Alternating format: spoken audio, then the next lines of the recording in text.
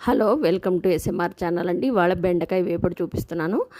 ఆహ్, ఆహ్, సరిపడా ఆయిల్ వేసి అందులోకి ఉల్లిపాయలు వేసి వేగడానికి కూరకు సరిపడా 2 స్పూన్స్ టేబుల్ సాల్ట్ వేసి తర్వాత పసుపు వేసుకొని ఉల్లిపాయలు రంగు మారే వరకు వేయించుకోవాలి.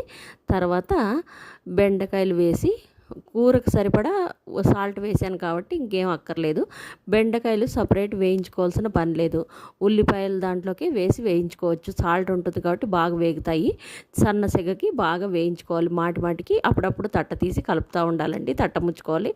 బాగా మగ్గుతాయి. బాగా మగ్గి ఇట్లా చేయితో ముట్టుకుంటే నలిగిపోయేటట్టు ఉన్నప్పుడు కారం వేసుకోవాలండి. సరిపడా కారం వేసుకొని సరిపడా కారం వేసుకొని సన్న సెగ మీద మగ్గించుకోవాలండి. మగ్గించుకున్నాక తర్వాత ఇది ఆ విధంగా చూపించిన విధంగా మెత్తపడ్డాక ఇది వేయించిన జీడిపప్పు, బాదం పప్పు, కొబ్బరి ఉంటే వేసానండి. ఇదేం పూర్తిగా ఆప్షనల్, వేస్తే వేసుకోవచ్చు లేకపోతే లేదు. వేయించిన జీడిపప్పు ఉంటే వేసాను. అది కొబ్బరి కారం, కూరకారం, ఇది ఉప్మా అన్నంలోకి నంచుకోవడానికని చేసిన కూరకారం లాంటిది.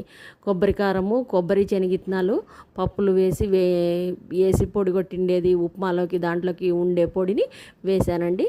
కొత్తిమీర వేసుకొని కొంచెంసేపు తట్ట ముచ్చి ఆవిరి పట్టించి డిష్ అవుట్ చేసుకోవడమేనండి. ఇవాళ లంచ్లోకి సాంబార్ చేశాను. సైడ్ డిష్లోకి ఇది నంచుకో